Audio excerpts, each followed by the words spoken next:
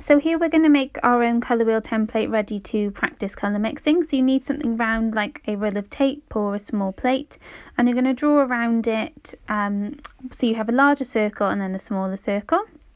You can do it with a compass or freehand if you don't want to use a piece of tape. And then the first thing you're going to do is with a ruler, if you don't have a ruler, just use a piece of card, is find the centre point of your circle by measuring. So mine is about, I think, 3.5. And then you're just going to draw a triangle in the middle with 3 equal sides as best as you can. Don't worry if it does go a little bit wonky. As long as you press lightly with your pencil, it's really easy to rub it out. And then once you've done your main triangle like that, if you refer to the template in the PowerPoint, you're then going to make 3 smaller sort of triangles that come off the main triangle like so. So again, I've measured the centre point, so I know roughly where the middle's going to be, just so I know where the point of my triangle is.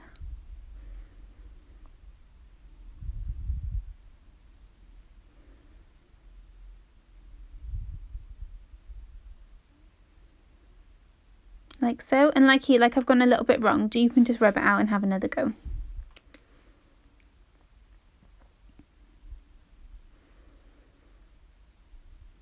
Okay, so next thing to do is to divide the the inner triangle into 3.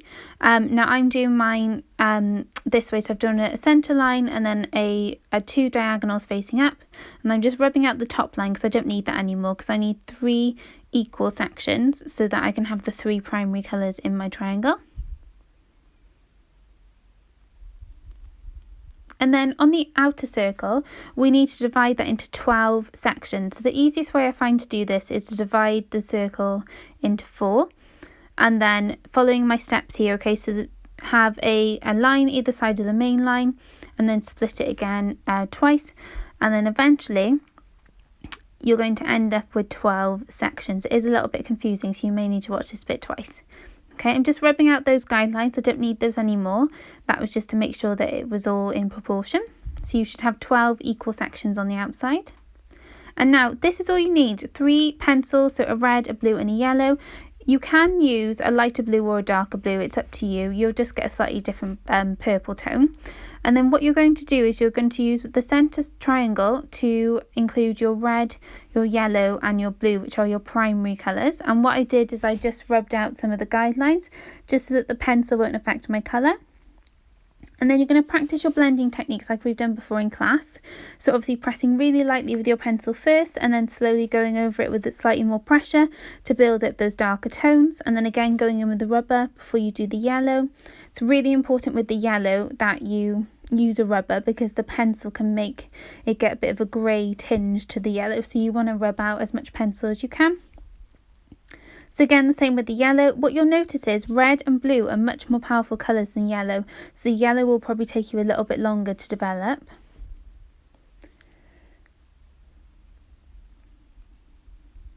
Okay, and again with the blue, careful not to overlap the blue and the yellow because it's going to make another colour.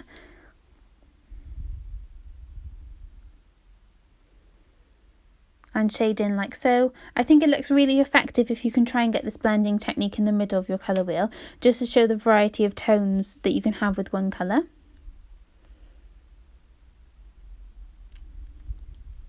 Okay, now here what I've done is I've just coloured in the same sections that join the triangle. So we've got a red, a yellow and a blue, okay? And now I'm going to work on the outer triangles. So if you don't already know, when you mix a red and a yellow together, you actually create an orange colour. So this is what I'm doing here. So again, the red is really powerful, so you don't need as much. You need lots more yellow than you do red. So you just slowly go back and forth between the 2 colours like I am here until you get a shade that you are happy with.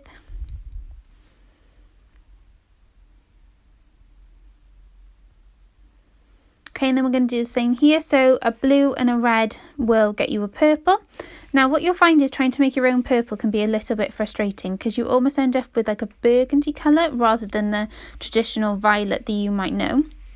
If you have chosen to use a darker blue, then obviously your overall purple is going to turn out an even darker burgundy. But this is exactly how it will look when you're colour mixing yourself.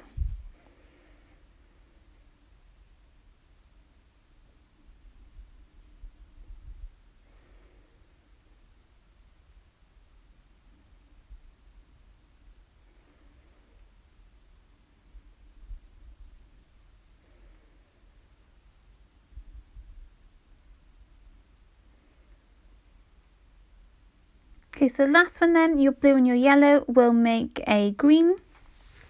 So again, the yellow isn't as strong as the blue, so you're going to need lots more. So I tend to put my yellow down first, then go over really lightly with the blue. I find if you kind of shade in the main shape and just very gently go over the outside lines, you get a nice neat effect.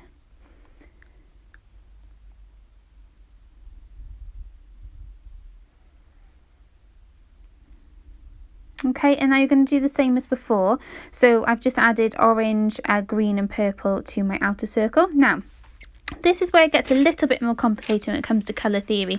We're actually moving on to making tertiary colours now. So this is where you've got a primary colour such as yellow and then a secondary colour such as orange, and you mix them together. And right now I'm making yellow-orange. So that means I'm adding yellow, then another layer of yellow and then a layer of red. Okay, whereas on this one I'm going to make red orange, so that's where I'm going to need a yellow and a red to make my orange, but then an extra layer of red. So you should be able to see it slowly kind of change into a gradient effect. Okay, it is a little bit confusing, but the clue will be in the wording on the template and on my example. Okay, so the top ones you've got yellow, then yellow orange. So yellow orange means yellow, more yellow, then red, whereas red orange means yellow, red, then more red. Okay, and it slowly fades around like that. So tertiary colours are when you add more of a primary colour to a secondary colour to make different shades. So obviously like a lighter orange or a darker orange, as I'm doing here. With the tertiary colours, they may take a little bit longer. It's really important to press lightly with your pencil and just keep going back and forth. Okay, so here I'm going to make a red purple. So again, what I would need is a red colour, then a blue, and then another layer of red because it's a reddy purple. Whereas on the other side that I'm doing now, I obviously need a red to make my purple, but then I'm going to need 2 layers of blue to make it more of a blue toned purple than a red toned purple.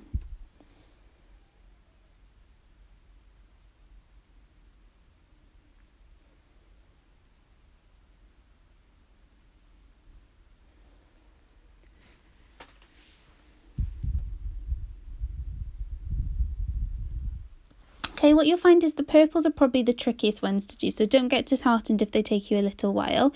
You may want to test your colours on a scrap piece of paper or on the side of your page, completely up to you.